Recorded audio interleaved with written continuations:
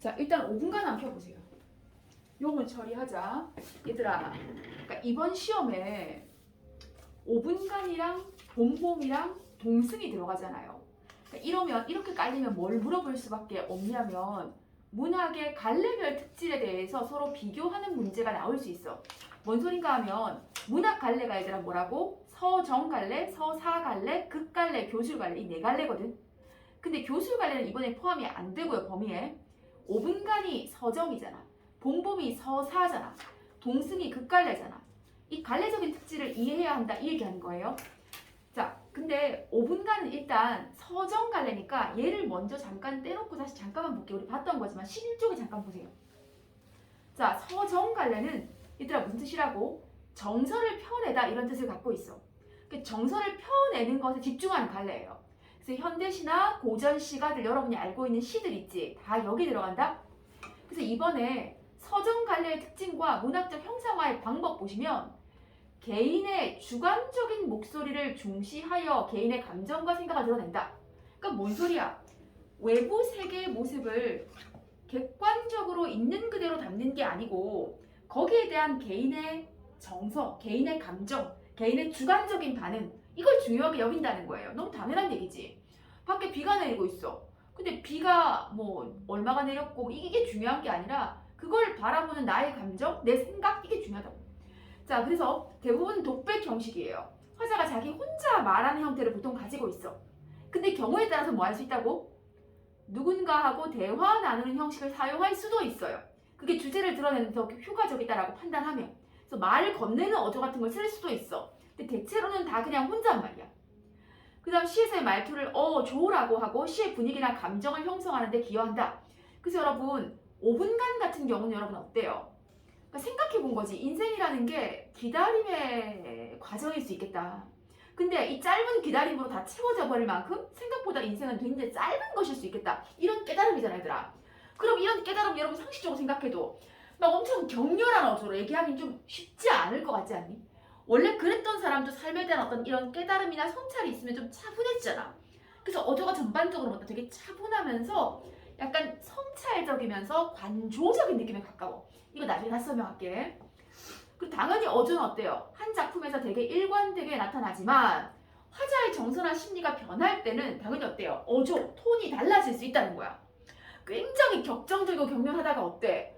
어떤 기점으로 이 시상의 전환이 일어나면서 마음이 차분해지고 뭔가 온유해질 수 있는 거잖아. 이해하지? 자, 12쪽에 5분간 가보자.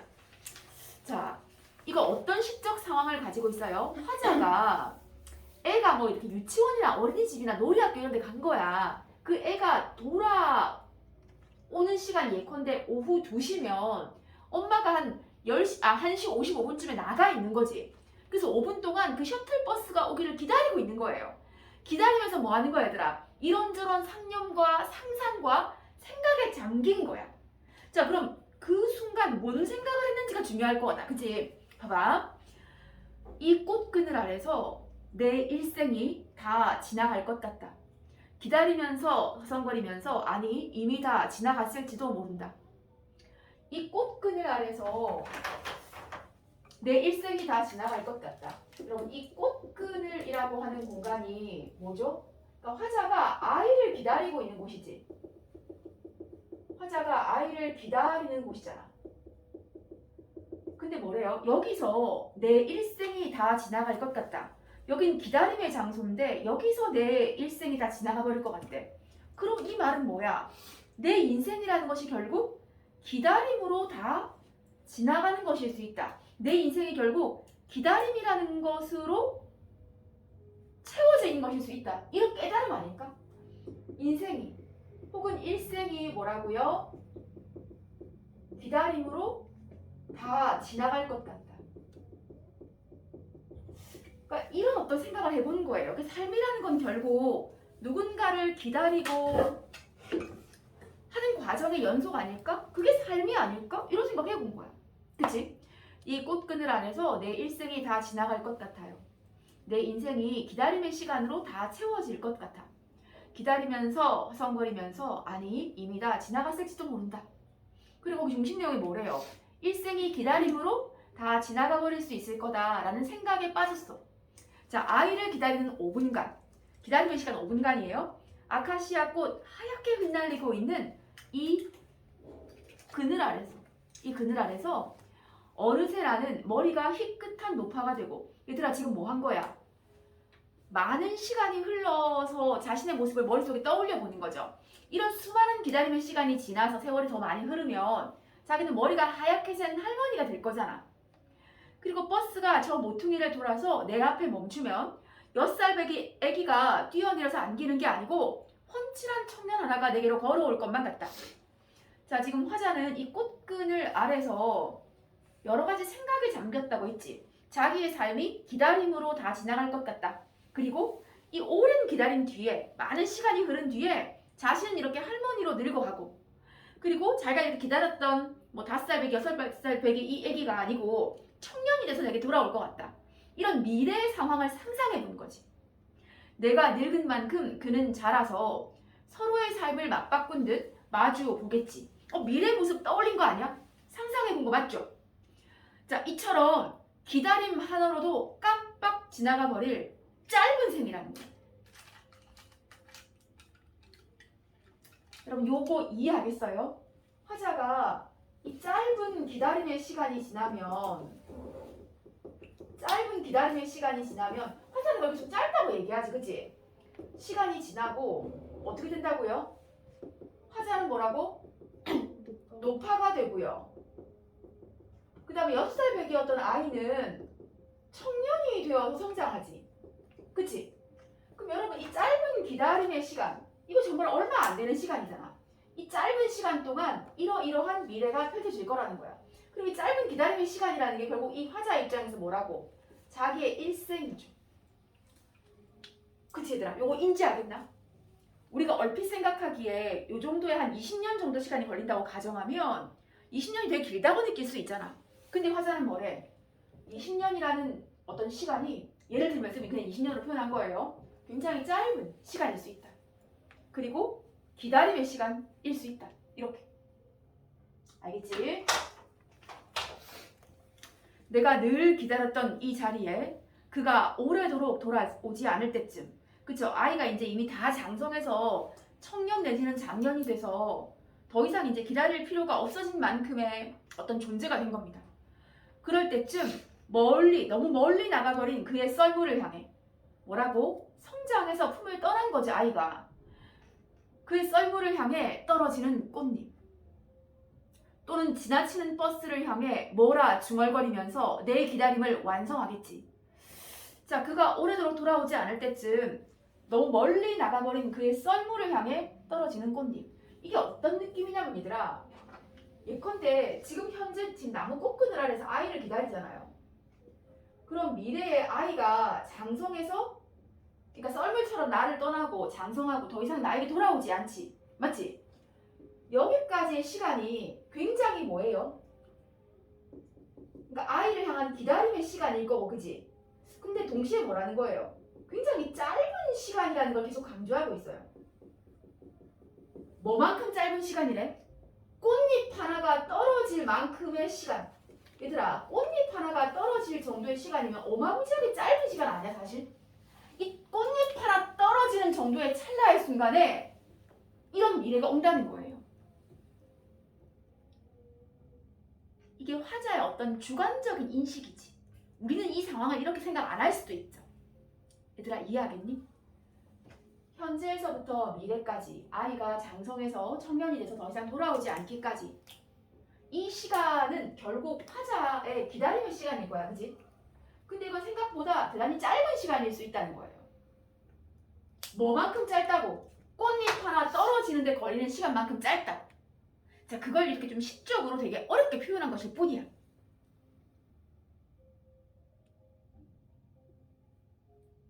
알겠죠?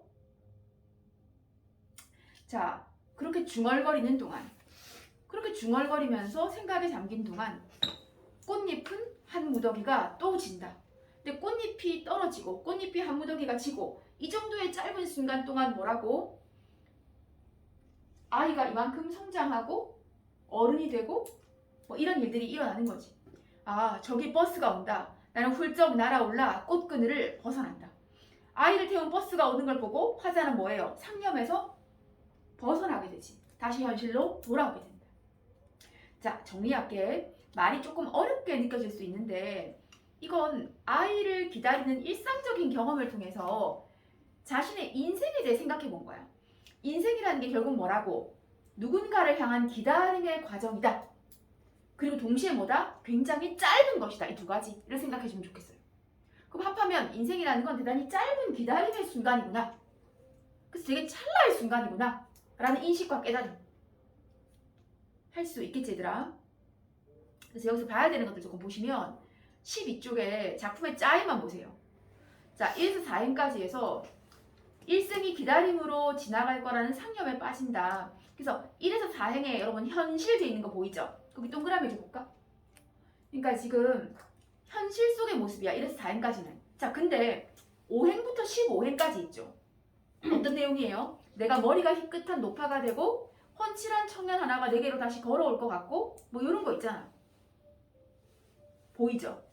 그래서 너무 멀리 나가버린 그의 썰물을 향해 떨어지는 꽃잎 또는 지나치는 버스를 향해 뭐라고 중얼거리면서 내 기다림을 완성하겠지. 이런 것들 다 뭐라고? 상념 제모해보자. 바꿔 말하면 상상이지. 미래의 모습을 그려본 거예요. 그렇게 나는 늙고 아이는 장성한 청년이 될 거고 그리고 나는 기다림을 끝낼 거고 맞지? 근데 지금은 아직 사실 어때? 현실에서 나는 이거 셔틀버스 기다리는 거 아직도 어마무시하게 오래 해야 되는 거 아니야? 사실 우리 입장에서 볼 때는. 근데 5행에서부터 22행까지의 모습은 이 5분 동안 꽃그늘에서 아이를 기다리면서 자기가 머릿속에 상상 떠올려본 거거든요. 그래서 상념이라고 표현한 겁니다. 상상 속의 모습인 거야. 그리고 23, 24행은 다시 동그라미 볼까? 현실로 돌아오는 거지. 아, 저기 버스가 온다. 나는 훌쩍 날아올라 이 꽃그늘에서 벗어난다. 상상과 상념에서 벗어나 다시 현실 속 모습. 요 얘기야, 알겠지? 자, 그 다음에 또 역시 날개에 현실과 상념 속에서의 꽃그늘 한번 보세요. 자, 현실 속의 꽃그늘은 그래, 화자가 아이가 돌아오기를 기다리고 있는 공간 맞죠? 그리고 현재 시간 뭐 이렇게도 표현할 수 있을 것 같아. 근데 상념 속의 꽃그늘, 그러니까 상상 속의 꽃그늘이라고 할 수도 있겠지. 이건 뭐? 다 큰 청년이 돼서 자기의 품을 떠난 아이를 기다리는 공간. 그러니까 상상 속에, 머릿속에 그냥 떠올려본 미래 어떤 시간 속에서의 어떤 공간인 거지. 실제 공간이 아니고요. 그죠? 그래서 화자의 상상 속에서의 미래 어느 날이라고 얘기할 수 있어요. 그러니까 5행에서 22행 사이에 등장하는 거 있잖아. 아카시아 꽃 하얗게 흩날리는 이 꽃그늘 아래서 나는 노파가 되고 버스가 멈추면 청년 하나가 내게로 걸어올 거야. 뭐 이런 거 있잖아요.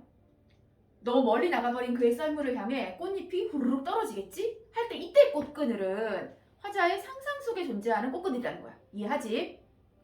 자, 그래서 5분간이라고 하는 이 시간, 이 짧은 시간을 통해서 화자가 어떤 깨달음을 얻었는가 그 연두색 박스 보세요. 기다림 하나만으로도 금방 지나가 버릴 만큼 삶은 굉장히 짧은 것이라는 거예요. 얘들아, 솔직히 그렇잖아. 우리가 누구 기다리다 보면, 특히 엄마가 아이 기다리다 보면 뭐 셔틀이 늦어가지고 한 30분씩 기다리는 날도 있을 수 있잖아요. 그런 날이 솔직히 엄마가 작정하고 생각에 잠기기는 더 좋지 않니? 근데 왜 5분간이라고 굳이 설정했겠냐는 거야. 이 시 속에서의 시간을. 대단히 짧은 기다림의 시간이라는 걸 강조하기 위해서지. 이게 곧 뭐라고? 인생이야. 아, 그렇구나. 일생이라는 건 5분간의 아주 짧은 기다림의 시간으로 표현될 만큼 짧은 것이로구나. 그치? 왜 실제로 어른들 그런 말씀 하시잖아요. 아, 눈 깜짝할 사이에 뭐라고? 이렇게 늙어버렸다. 언제 이렇게 세월이 갔는지 모르겠다. 벌써 이게 80이 돼버렸네. 뭐 이렇게 말씀하실 수 있잖아. 할아버지 할머니께서.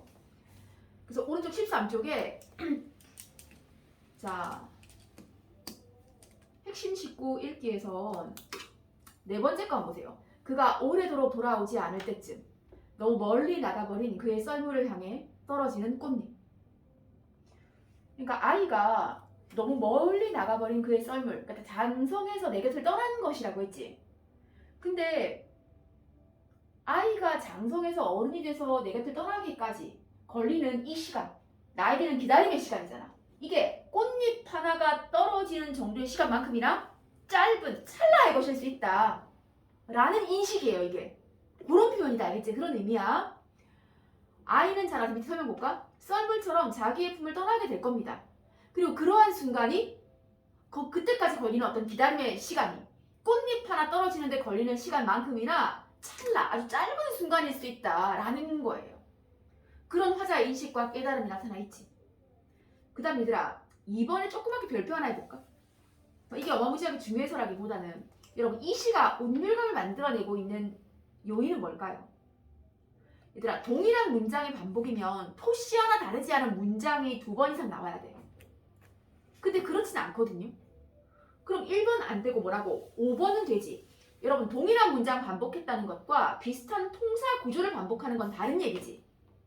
문장의 골격이 같은 거잖아. 5번은. 여기 뭐 쓰였어요? 뭐라고? 이 뭐뭐 아래서 뭐뭐 할 것 같다. 여러분, 이거 2번 했거든.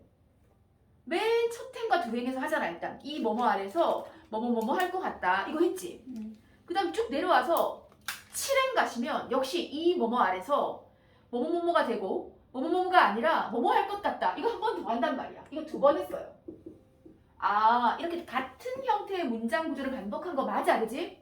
또 가만히 보시면 기다림이라고 하는 이 시어가 반복적으로 쓰였어.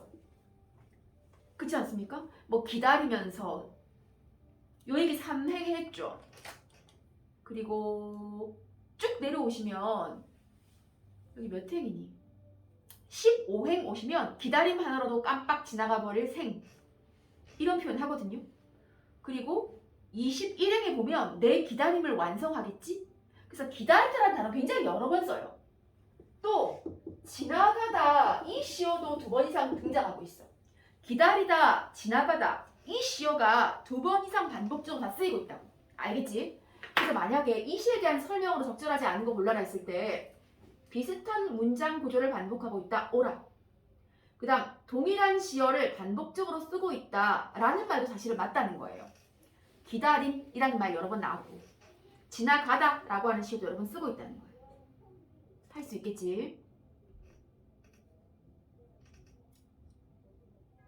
그 다음 여러분 1번에 화자에 대한 설명으로 적절하지 않은 것은 얘들아 4번에 보면 반성이라는 표현 나오죠. 근데 가끔 지금 쌤이 2, 3학년하고도 수업할 때 그 얘기를 하는데 얘들아 성찰이라고 하는 건 반성보다 훨씬 더 넓은 범주지. 성찰이라고 하는 게 살필 성자에 살필 찰자를 쓰거든. 자기의 삶을 생각해보고 돌아보는 행위는 다 성찰이야. 근데 그 중에서 이거 잘못됐네 라고 뉘우치면 반성인 거지. 그래서 이건 반성은 아니지만 자기 삶에 대한 인생이라는 게 어떤 건지에 대한 성찰은 있지 얘들아. 뭔 말인지 아시겠죠? 그 삶에 대한 성찰이 나타나 있다. 그래서 얘들아 나온 김에 이거 뭐라고 여러분? 아주 일상적인 경험이잖아. 엄마가 어린아이를 기다리는 거 되게 평범하고 일상적인 매일매일 반복되는 거거든. 이 일상적 경험을 통해서 뭐라고? 삶에 대한 뭐라고? 성찰 혹은 어떤 인식, 깨달음을 얻고 있다. 이런 선지 나오면 다 옳은 거지. 여러분 시에 이런 거 되게 많아요. 막 사과를 깎아 먹다가 아 결국 삶이라는 것은 여러 존재가 다 연결되어 있는 거구나. 뭐 이런 깨달음이라든지 아니면 박물관의 나무 같은 거 보면 제가 어디 여행하다가 이동하다가 나무를 본 거야.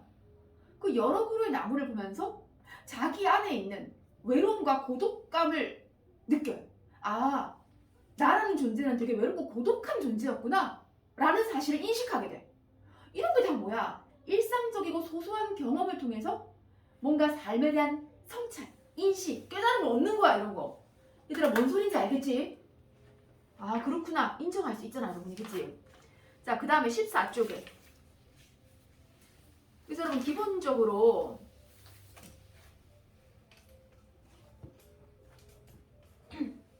자 그 1-3에 보시면 기다림의 공간 시간을 드러내고 있는 식구를 찾아 정리해보자고 이 별표 하나 해주세요. 학습활동에 있잖아.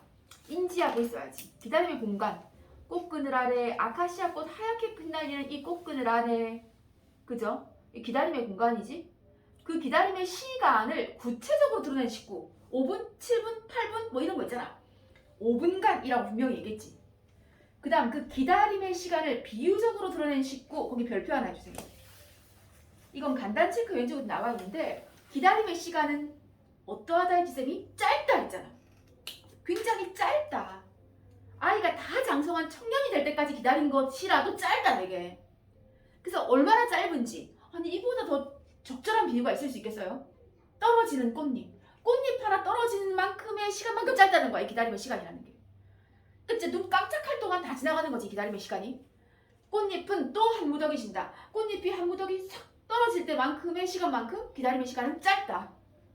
그 짧은 시간 동안 아이는 장성해서 청년이 된다. 알겠지 얘들아? 학습활동에 나와 있는 거 체크해주고. 그 다음 15쪽에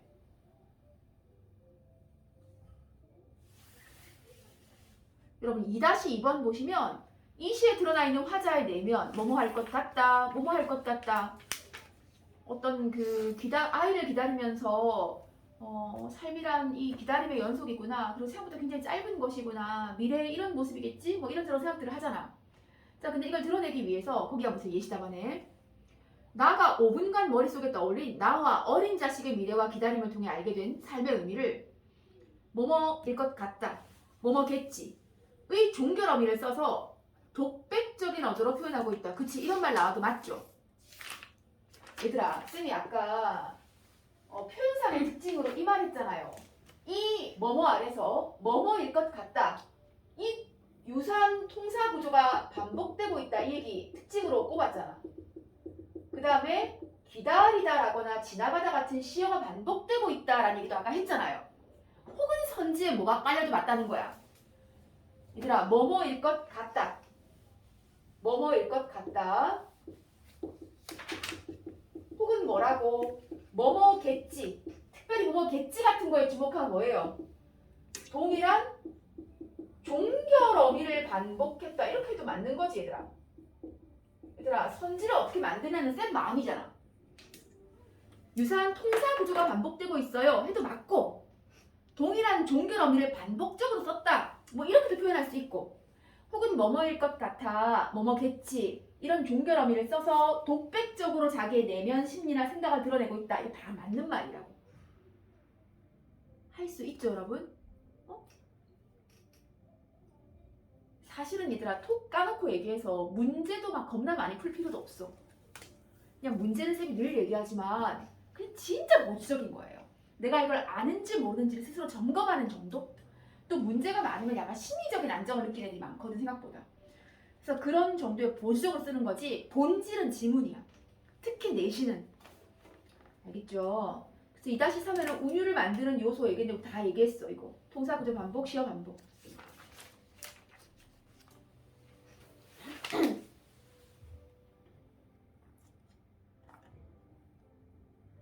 그래서 16번에 3-1번 같은 것도 보셔요. 너 멀리 나가버린 그의 썰물이라는 건 장성에서 화자의 품을 떠난 아이를 의미한다 라고 했었고, 지나치는 버스를 향해 내 기다림을 완성하겠지 뭐 이런 구절이 있었거든요. 그 지나치는 휙 지나가는 버스는 지나가버린 시간을 의미한다. 그 줄 하나 그어놓으세요. 그리고 18쪽에 여러분 소단원 정리하기에 딴 건 우리가 다 한 거야. 볼 필요가 없고, 성격에 보시면 명상적, 관조적 이런 표현 나오죠. 여러분 관조적의 별표 하나 해줘. 여러분 관조라는 게 무슨 뜻이에요? 화자가 어떤 대상과 어떻게 정의하냐면 관조적이라는 걸 뭐라고 정의하냐면 대상과 일정한 거리를 두고 담담하게 바라봄 이런 뜻이에요. 대상과 일정한 거리를 두고 담담하게 바라봄.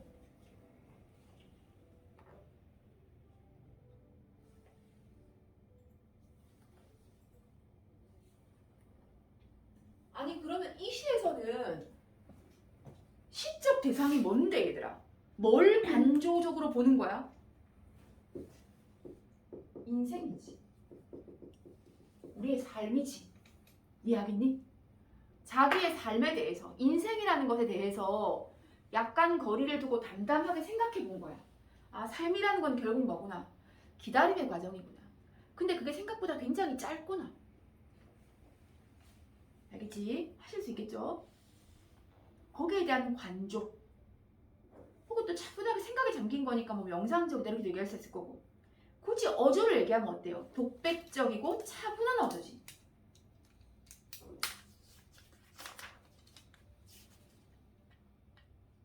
아시겠죠?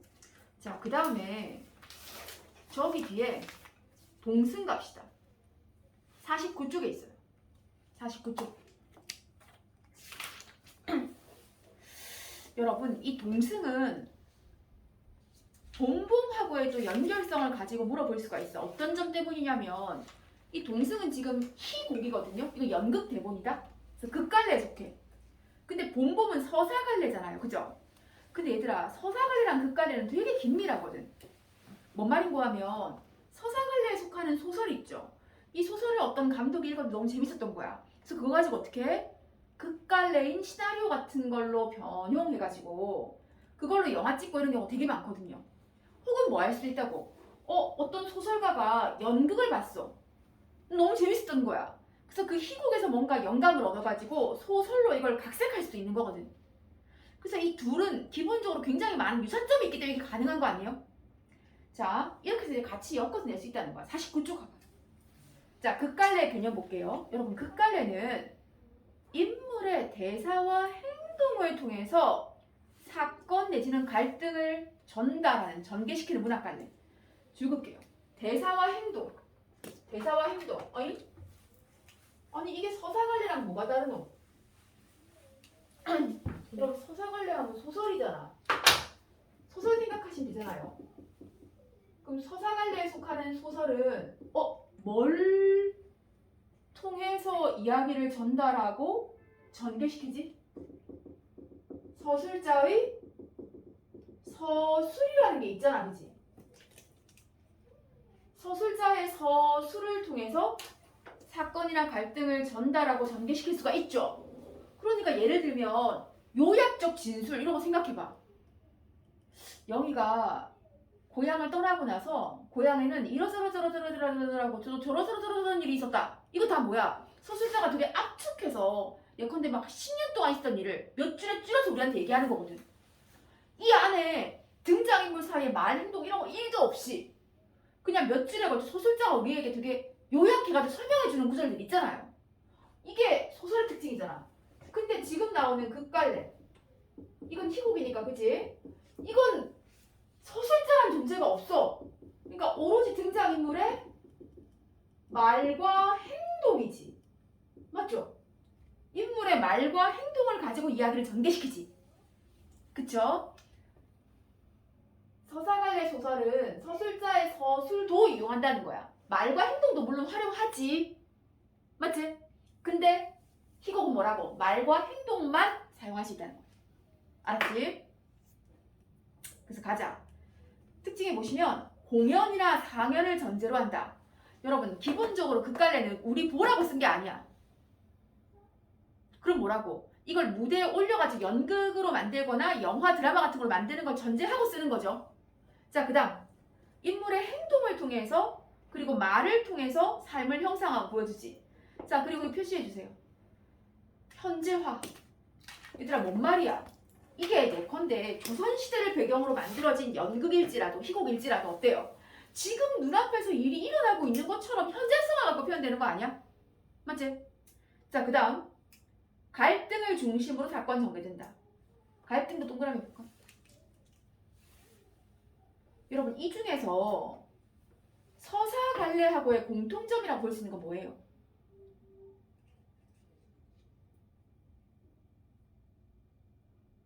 이거 극갈래만 그런 게 아니라 서사갈래도 그런데? 라고 말할 수 있는 거 뭐 있어요? 마지막 거. 갈등을 중심으로 이야기가 전개되는 거. 얘들아, 이건 서사갈래도 마찬가지지. 맞죠? 근데 대체로 행동과 말을 통해 내용 전달한다. 이건 극갈래 특성이에요.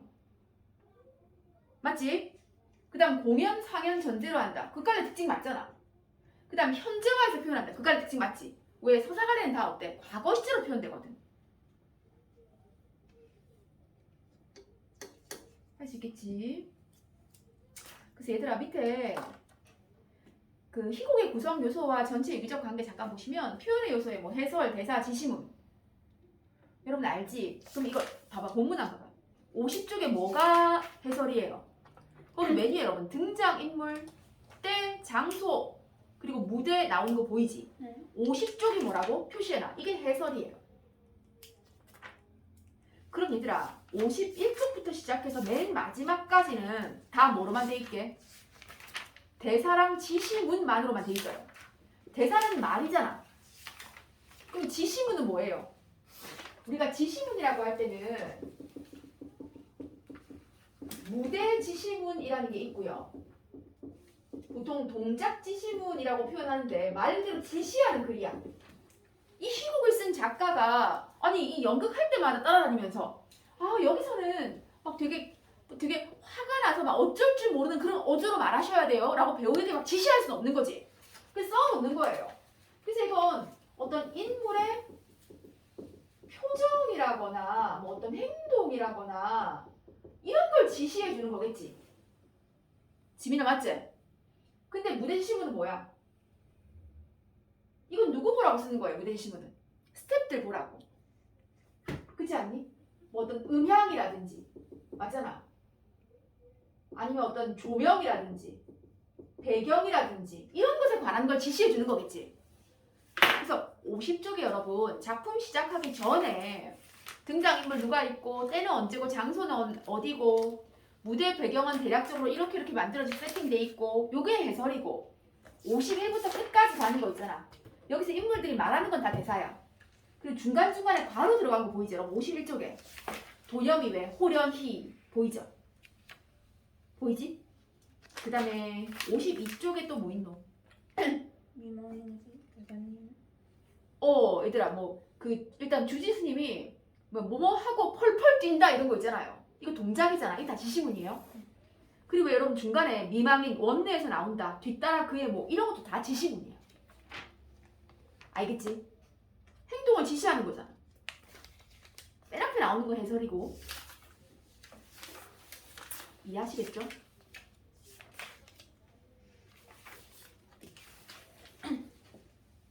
자, 이거 생각하면서 가보자. 자, 50쪽에 등장인물 주지스님 하고 뭐 정심, 도념, 미망인, 초보, 인수, 미망인 친척들 하는데 이 본문에는 다 등장하진 않습니다. 그죠? 때는 초겨울이에요. 장소는 동리에서 굉장히 멀리 떨어져 있는, 속세에서 멀리 떨어져 있는 굉장히 깊은 산속 절이야. 얘들아 심상고찰 줄 한번 꺼볼까? 여러분 뒤에 학습활동에도 나오는데 우리가 어떤 배경을 선택한다라는 건 작품 전체의 주제와 관계가 있어. 굉장히 깊은 산속 절이잖아. 줄 한번 그어보자. 세속적인 욕망을 선명하게 부각시키는 장치 보이세요? 파란색으로 되어 있는 거?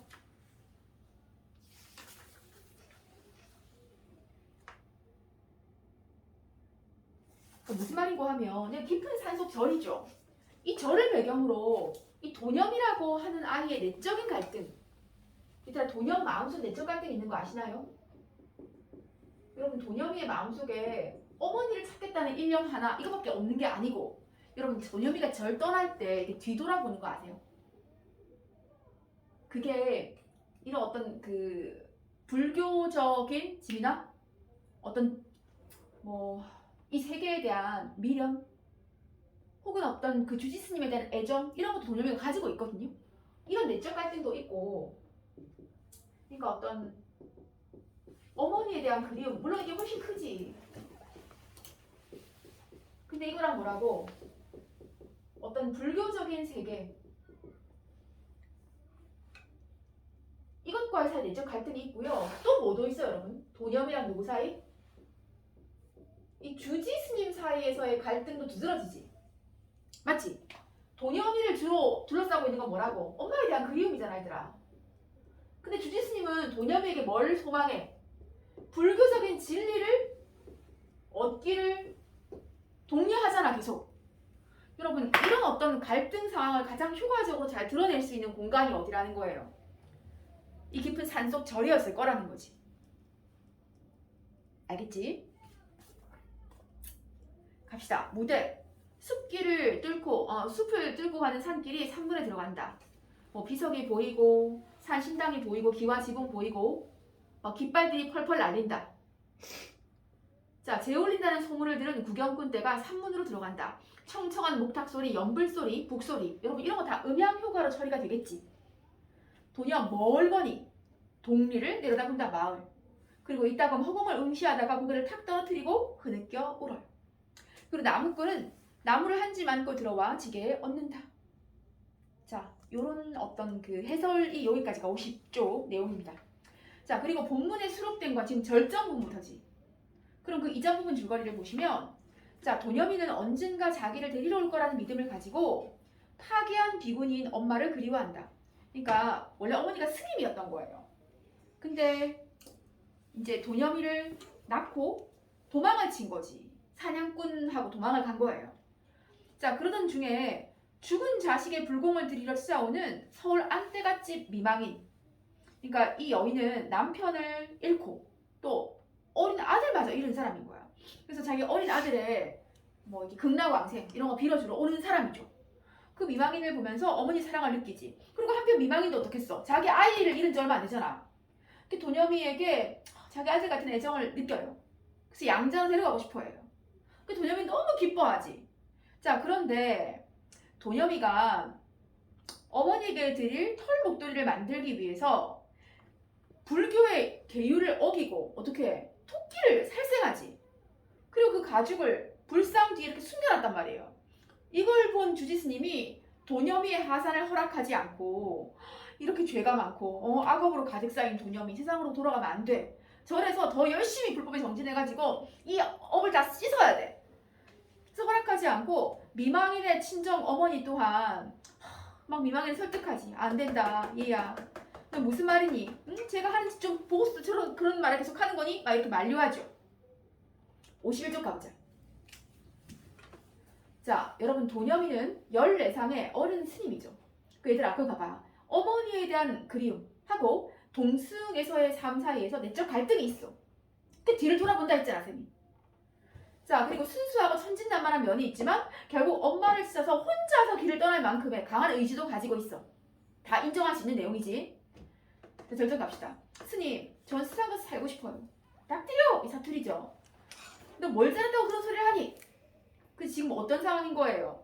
그 토끼를 죽여가지고 그 가죽을 막 숨겨놨다가 이미 다 발각이 된 상태니까 스님 막 야단치시는 거지? 절대로 거짓말한다고만 하지 마시고 저한테 엄마 계신 데를 좀 알려주십시오. 스님이 네 애미란 큰 죄를 지은 자야. 너에겐 애미라기보다 오히려 원수라는 표현이 마땅하다. 파괴를 한 그 어떤 불교의 율법을 어긴 네 애미의 죄가 네 속에 가득 차 있으니까 너는 그 죄를 씻기 위해서 남들이 영주 한 번 해일 때 2번 해야 된다. 여러분 뭐라고? 주지스님은 도녀미 열심히 불법에 정진해서 그 죄를 씻어야 된다는 얘기를 계속하죠. 왜 밤낮 어머니 욕만 하십니까? 아름다운 관세음보살님은 얼굴처럼 마음도 인자하시다고 하지 않으셨어요? 근데 왜 자꾸 저희 어머니에 대해서는 욕만 하십니까 스님은? 저희 엄마가 그런 무서운 죄를 지었을 리가 없습니다. 자, 스님이 그건 부처님에게만 여쭙는 소리야. 그 부처님에게만 해당되는 소리야. 마음도 인자하고 얼굴도 곱고한 건. 너 유신론에 쓰인 그 경문 알지? 네. 외면사 보살 내면 여여차라 하셨느니라. 여러분 줄 한번 그어보자. 우주의 실체는 마음뿐이고 외부로 나타나는 것은 단지 그 마음이 드러난 결과일 뿐이다. 됐나요? 그러니까 외면사 보살 내면 여여차라는 건 뭐예요 결국? 내면의 마음을 중요하게 여기는 불교적인 어떤 사상인 거지. 네 애미는 바로 이 경문과 같이 얼굴은 아름답지만 그 별로 중요한 거 아니야. 마음은 야차같이 무서운 동물이란다. 야차가 귀신이에요 결국. 스님, 제 어머니가 그렇게 악마 같은 마음을 갖고 있을 리가 없습니다. 네 아비의 죄가 네 어미에게도 옮아서 그렇단다. 네 어미의 마음은 귀신같이 악마같이 독하고 무섭단다.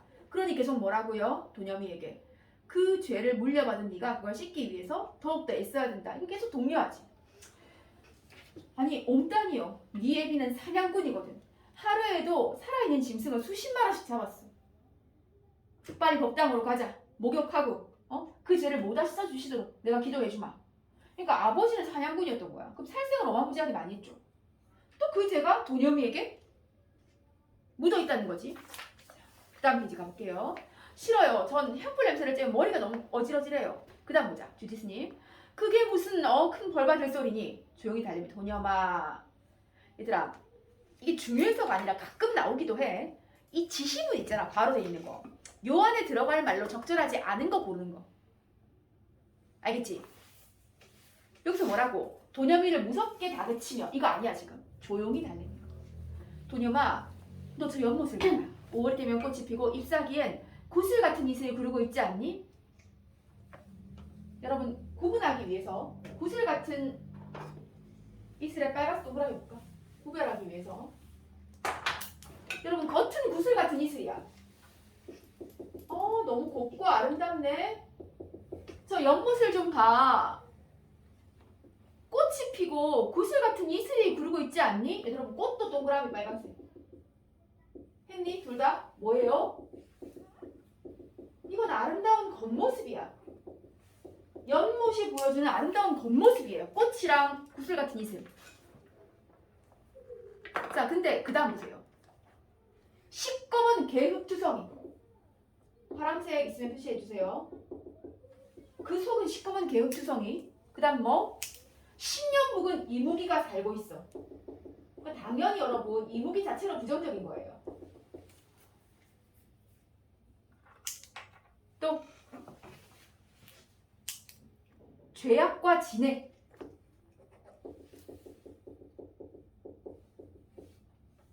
죄악과 진해. 그야말로 경문에 아로새겨 있는 글자 그대로 오탁의 사바. 얘들아 오탁의 사바. 얘들아 저 연못이 겉으로 보기에는 꽃과 구슬 같은 이슬로 보이지 아름다운 겉모습이지 연못에. 근데 사실은 뭐라고? 흙투성이로 가득하고 10년 묵은 이무기가 살고 있단다 했잖아요. 맞지? 이거 뭐라고? 마이너스지. 더럽고 타락한 속모습이야. 더럽고 타락한 속모습. 그럼 스님이 뭐래요? 사람들이 살아가는 마을도 똑같단다. 죄악과 자비로 가득하고 오탁의 사발한다. 다 똑같은 의미로 쓰인 거야. 쌤 말 이해하지? 아름다운 것과 더럽고 타락한 속을 서로 대비 대조하고 있는 겁니다. 근데 뭐가 중요하다고 했어요? 내면이 중요하다더라 스님이. 겉모습이 중요한 게 아니라 내면이 중요하다고 했지. 겉은 그냥 속이 겉으로 드러난 것에 불과해 이렇게 얘기했잖아. 중요한 건 그 내면이다라고 얘기했지. 네 어미는 겉은 되게 아름다울지 모르겠지만 속은 야차, 귀신, 악마 같은 아이란다 이렇게 얘기했잖아요. 얘들아 서로 의미상 이질적인 거 유사한 거 구분할 수 있어야 됩니다. 또 기승전 어쩌라는 거야 스님은. 이런 아름다운 겉모습이 현혹되지 말고 사실 저 속세의 모든 것들이 더럽고 추악하다는 사실을 인지하고 이곳에서 열심히 불법을 정진하고 네 죄악을 씻어내기 위해서 애써야 한다. 이 얘기 계속하는 거야. 도겸 아니에요. 그렇지 않대요. 연못에는 연근만 있지 이무기 같은 건 없대요. 누가 그러든 마을 사람들은 왜 그랬는데요. 스님이 그럼 그 사람들이 하는 말은 진짜고 내 말은 거짓말이란 말이냐? 경전이 부처님 말씀이 다 거짓말이란 말이니? 이 불가사리 같은 녀석아 하고 펄펄 뛴다. 그냥 봐도 알겠지. 내 신이니까 지시문도. 스님 전 이 절에 있기가 싫습니다. 여길 떠나고 싶어. 이 절에 있고 싶지 않은 가장 결정적인 이유는 엄마에 대한 그리움 때문이겠지. 자, 그때 미망인 원내에서 나온다. 뒤따라 그의 목. 이런 거 다 지시문이라 쌤이. 미망인에게 매달리며 어머니 저를 데려가 주세요. 염려하지 마라. 염려 말아니요. 아시는 얘를 끝끝내 데려가실 작정입니까? 그럼요. 못한다. 넌 얘가 하는 짓을 지금까지 보고도 그렇게 얘기하는 것이냐? 얘가 하는 짓 뭔데? 토끼 죽여가지고 부처님 상 위에 막 이렇게 가죽 거기 숨겨놓고 하는 거 있지? 어머니 밖에 한층 더 데려가고 싶은 생각이 쏟았어요. 얼마나 자기 엄마를 그리워했으면 그런 짓을 했겠어요. 여러분 그 세상으로 내려가서 엄마를 만나면 이 목도리를 드리고 싶어가 그랬잖아. 얘가 두념이가. 지금 얘를 바른 길로 이끌어 가려면 제 사랑 속에서 키우는 것밖에 다른 방법이 없어요. 그러니까 친정 엄마가 얘는 전생에 지 부모의 죄를 받고 태어났기 때문에 네가 아무리 구하려고 해도 구할 수가 없다. 그치 여러분 거기도 표시 하나 해놓자. 불교의 윤회사상 업보설.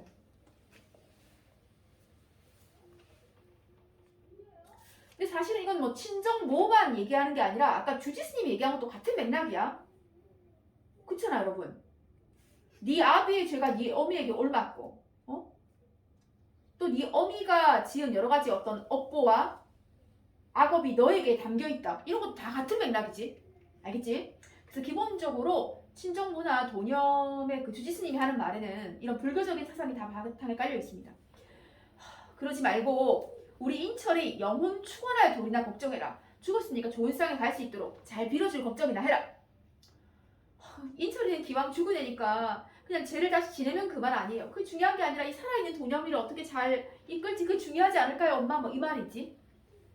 얘가 토끼 목도기를 부처님 상 뒤에 그냥 감춰만 뒀다면 또 모를까.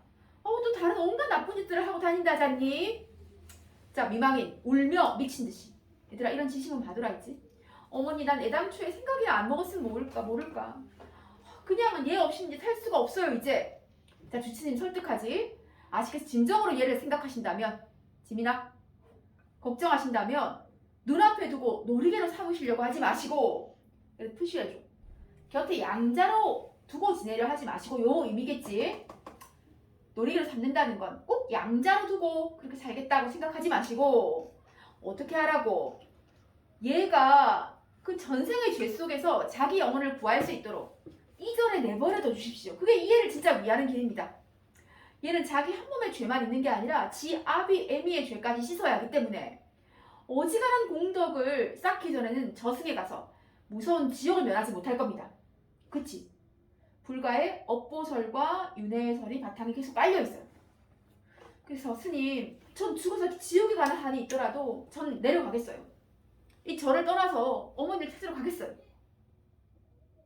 자 주스님이 열화와 같이 노하며 수다스러 시끄러 못 간다 못 가는 줄 알아라 하고 미망이를 보고 선언하듯이 아씨께서 서방님 남편을 잃으시고 외아들까지 잃으신 것도 다 전생에 죄가 많으신 까닭입니다. 얘들아 업보설 운명론적 사고 이런 거 다 맞아. 알겠지? 알겠지? 그건 누구의 잘못도 아닙니다. 그냥 우연하게 일어날 일일 뿐이에요 라고 말하지 않았잖아. 그 다 전생의 업보 때문이래. 아씨 죄도 미처 씻지 못하시고 이 아이를 데려다가 어떻게 하시려고 그러시는 겁니까? 그런 말씀 다시 하시려고 합니다. 다시 이 자리에 오지 마십시오. 얘들아 52쪽에 6번 별표.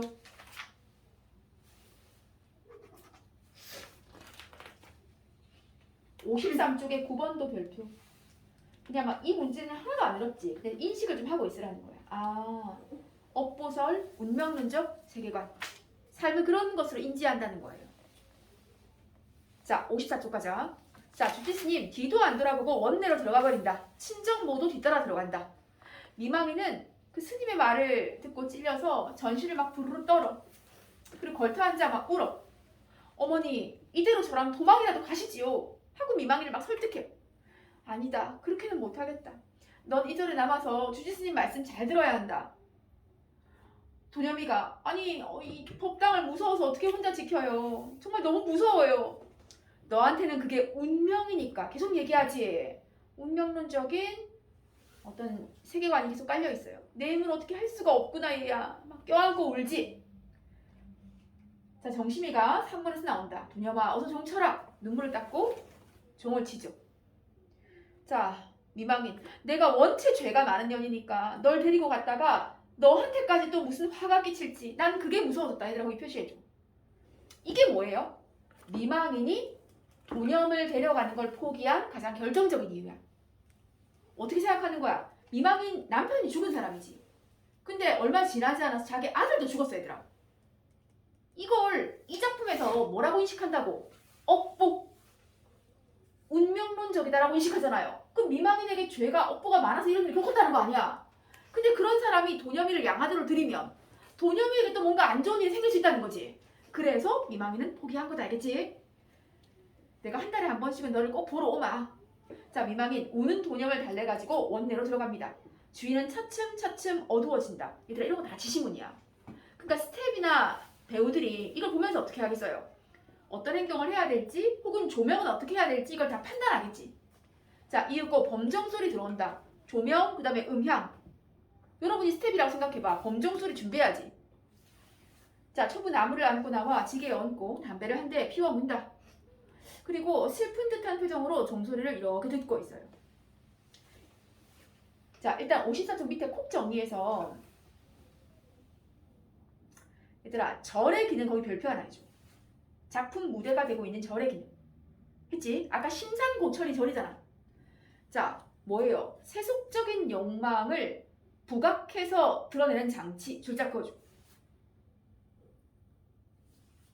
지민아, 그었니? 쌤 어디 그렸어? 세속적 욕망을 강조해 드러낸 장치. 그러니까 지금 이 절이라는 곳은 어떤 곳이에요? 그런 세속적 욕망을 뭔가 끊어내고 불교적인 진리에 이르기 위해서 계속 수행 정진해야 되는 공간이잖아. 근데 이런 세속적인 욕망이 되게 억압된 공간인 절에서 그런 욕망이 더욱더 강하게 부각돼서 드러날 수밖에 없다는 거야. 자, 도념과 도념 부모의 죄를 씻어낼 수 있는 공간. 그치? 그래서 스님은 여기 남아서 도념이가 열심히 수행 정진해야 한다고 보는 거죠. 이런 거 다 맞는 말이라는 거예요. 자, 대단한 가자. 결말 얘기하는 겁니다. 4일, 읽고 종소리 그친다. 도념이가 고가를 쓰고 바람을 걸머지고 깽매기를 들고 나온다. 자, 이건 뭐예요 지금? 우리로 치면 배낭 메고 나온 거야 얘들아. 집을 나갈 준비를 한 거지. 지금 그 종 네가 쳤니? 근데 소리가 아까 좀 슬펐다 했잖아. 그럼요. 제가 안 치고 뭐 언젠 다른 사람이 쳤나요? 밤낮 나무에 가지고 내려가면서 듣는 소리지만 오늘은 왜 그런지 유난히 더 슬프구나. 근데 너 갑자기 바람은 왜 짊어지고 나오니? 이제 가면 안 올지 몰라요. 왜? 스님이 동양 나가라고 하시든? 아니요. 그냥 몰래 도망가려고요. 이렇게 눈이 오는데 잘 데도 없을 텐데 어딜 간다고 그러니? 조선 팔도를 다 다닐 건데요 뭐. 예, 그런 생각하지 말고 어서 가서 스님 말씀 잘 듣고 여기 있거라. 벌써 언제부터 나가려고 별렀던 건데요? 그렇지만 스님을 속이고 몰래 도망가기가 차마 발이 안 떨어져서 못 갔어요. 얘들아 뭐라고 했어 쌤이? 도념이 한 가지 마음, 어머니를 찾겠다는 그리움, 이 마음이 100인 게 아니라니까. 뭔 말인지 아시겠죠? 물론 그런 마음이 강하다 이런 선진 당연히 옳아요. 근데 마음속에 어떤 이런 불교적인 세계에 대한 미련과 갈등이 있다고 했지. 그러니까 지금까지 못 간 거 아니야. 아버지 어머니를 찾기나 했으면 좋겠지만 찾지도 못하면 다시 못 돌아올 거고 거지밖에 될 게 없을 텐데 얘야 잘 생각해라. 꼭 찾을 거예요. 제가 동양 달라고 하니까 방문을 열고 웬 부인이 쌀을 퍼주며 저를 한참 바라보고 있더니 잠깐만 얘들아